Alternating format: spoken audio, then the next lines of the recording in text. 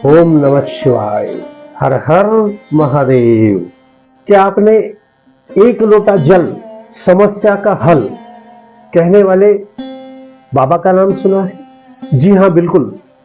मैं बात कर रहा हूं पंडित प्रदीप मिश्रा जी के बारे में।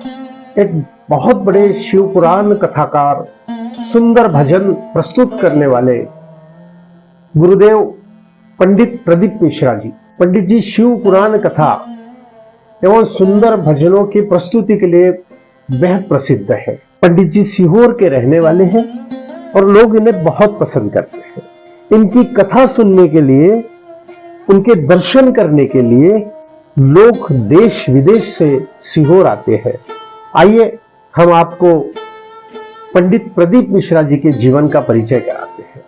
कई ऐसी बातें हैं जो आपको शायद पता नहीं होगी, वो बातें आप तक पहुंचाते हैं। पंडित प्रदीप मिश्रा जी का जन्म कहां हुआ, पंडित प्रदीप मिश्रा जी के पिताजी का क्या नाम था, उनके भाई का क्या नाम था, उनका बचपन किस प्रकार से गुजरा, वे कैसे शिव पुराण कथाकार बने, उनके गुरुदेव का नाम क्या है, उनका बचपन किस परिस्थितियों से गुजरा, उन्हें कथाकार बनने के लिए किसने प्रेरित किया, कथाकार बनने से पहले पंडित जी क्या करते थे। ऐसे कई सवाल हमारे सामने खड़े हैं और इन हाथ बांधकर खड़े हुए सवालों का आज हम जवाब देने की कोशिश करते हैं। पंडित जी के जीवन का परिचय आपको देने की कोशिश करते हैं, आप तक पहुंचाने की कोशिश करते हैं। पंडित जी का जीवन परिचय शुरू करने से पूर्व आपसे एक निवेदन करता हूं कि कृपया चैनल को सब्सक्राइब करिए, लाइक करिए, शेयर करिए। आइए बढ़ते हैं पंडित जी के जीवन परिचय की ओर। सबसे पहले पंडित जी के चरणों में 2 लाइनें कहता हूं कि फगत दिल ही नहीं, आओ मिलाकर हाथ चलना है। कि फगत दिल ही नहीं, आओ मिलाकर हाथ चलना है, हमें तुम्हारे प्यार की सौगात साथ ले चलना है। और कहां तक ले चलोगे सफर, तय करो तुम खुद ही।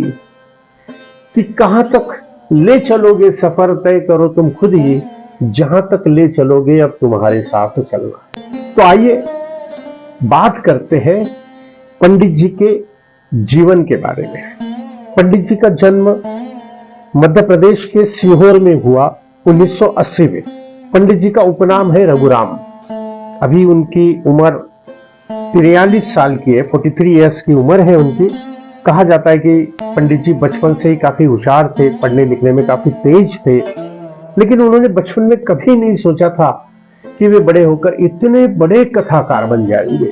सच कहूं तो पंडित जी का जीवन बेहद गरीबी में गुजरा है। पंडित जी के पिता का नाम है पंडित श्री रामेश्वर दयाल जी मिश्रा, जिनका 2 जून को हृदय गति रुकने से स्वर्गवास हुआ। पंडित जी के 2 भाई भी हैं, दीपक मिश्रा एवं विनय मिश्रा। पंडित जी के पिताजी के बारे में ऐसा कहा जाता है कि वे ज्यादा पढ़े लिखे नहीं थे। पहले चने का ठेला लगाते थे, बाद में उन्होंने चाय की दुकान लगाई और वहीं पर पंडित प्रदीप मिश्रा जी पिता के काम में हाथ बटाते थे। ऐसा ज्ञात हुआ है कि पंडित जी का जन्म घर के आंगन में जो तुलसी की क्यारी होती है, उस क्यारी के पास उनका जन्म हुआ। दोस्तों आप सोचिए, उनका जन्म तुलसी जी के क्यारी के पास हुआ है। तुलसी जी को हम सनातन धर्म में, हिंदू धर्म में माता कहते हैं। तुलसी को मां का दर्जा प्राप्त है और जिस बालक का जन्म स्वयं तुलसी जी के पास हुआ है, वह बालक कितना अद्भुत होगा। वह तुलसी की क्यारी आज भी उनके घर पे मौजूद है जहां उनका जन्म हुआ था।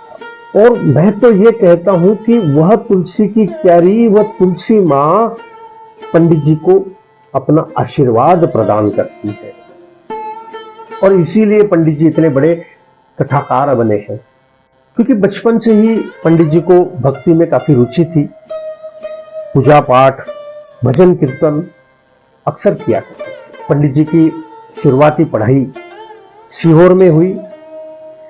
उन्होंने 10वीं 12वीं और ग्रेजुएशन ये सारा सीहोर में किया और उसके बाद वे एक स्कूल में टीचर बन गए टीचर बनने के बाद भी उनकी भक्ति में कहीं कमी नहीं आई। पहले से ही भजन कीर्तन में उनका मन ज्यादा लगा रहता था। कुछ समय तक उन्होंने स्कूल में बच्चों को पढ़ाया और फिर उसके बाद वे कथाकार बन गए। पंडित जी के कथाकार बनने के पीछे भी एक कथा है। पंडित प्रदीप मिश्रा जी थोड़े बड़े हुए, भजन कीर्तन करते थे और उनके वाणी का मिठास सुनकर, उनकी कथा कहने का जो प्रभावशाली तरीका है वह देखकर सीहोर की रहने वाली गीताबाई पराशर नाम की एक महिला ने उन्हें कथावाचक बनने के लिए प्रेरित किया। ईश्वर किसी न किसी को माध्यम बनाता है। तो गीताबाई पराशर साधारण परिवार से थी, दूसरों के घरों में खाना बनाकर वो गुजारा करती थी और उन्होंने गुरु दीक्षा के लिए पंडित प्रदीप मिश्रा जी को इंदौर भेजा।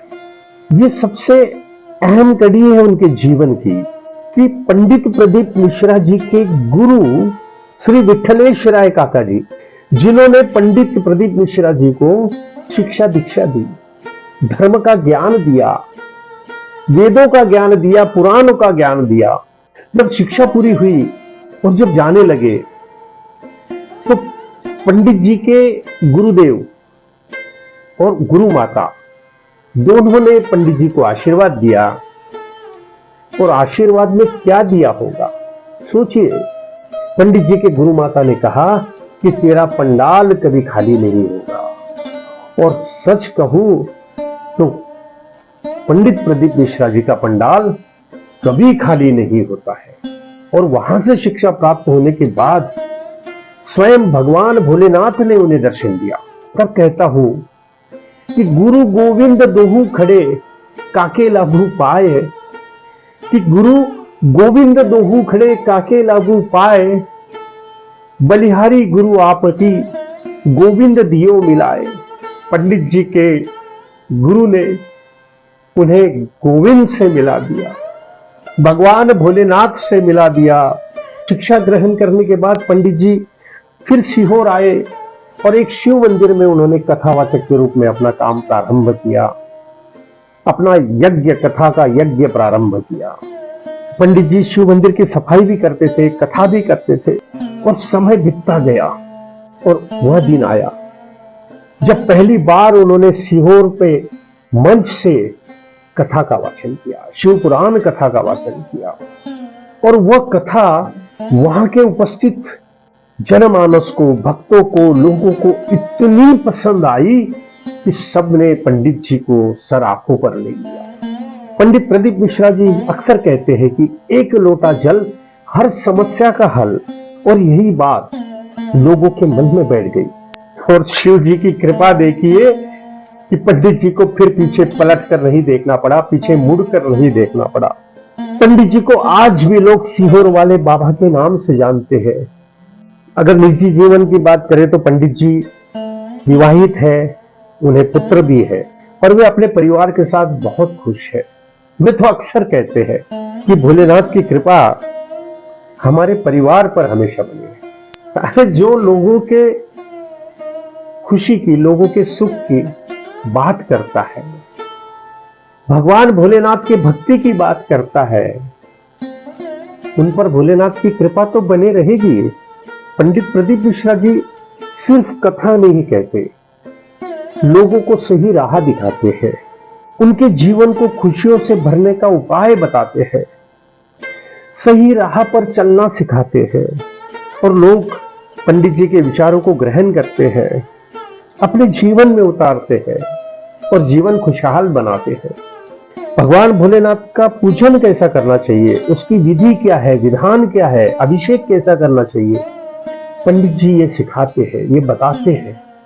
अगर हमारे परिवार में किसी प्रकार की समस्या है, कोई संकट अगर है, किसी प्रकार की परेशानी है, पंडित जी तो यह कहते हैं कि आप किसी भी बेल के पेड़ के पास चले जाइए। अगर वहां पर शिवलिंग है तो ठीक है, नहीं भी है तो वहां का कोई कंकड़ वो रख लीजिए और उस पर एक लोटा जल चढ़ा दीजिए। आपकी समस्या का निराकरण हो जाएगा, निवारण हो जाएगा, आपकी समस्या दूर हो जाएगी। यह चमत्कारी उपाय है। जीवन अगर दुखों से भरा है, उसके जीवन में बहुत संकट है, उस संकट का उपाय पंडित जी जरूर बताते हैं। पंडित जी का एक यूट्यूब चैनल भी है, पंडित जी के नाम से है, आप उसमें सर्च कर सकते हैं, वहां पर सारे उपाय आपको मिल जाएंगे। यहाँ हम पंडित जी ने बताए हुए कुछ उपायों के बारे में बात करते हैं। जैसे मान लीजिए कि आपके ऊपर कर्ज हुआ है और कर्ज के मुक्ति के लिए काफी परेशान हो, चिंतित हो, तो ऐसे में वट वृक्ष की पूजा करना चाहिए। आर्थिक परेशानी है, पैसे की परेशानी है, आमदनी कम है, वट वृक्ष की पूजा करिए। पंडित जी ने घर में सुख समृद्धि लाने के लिए भी उपाय बताए हैं।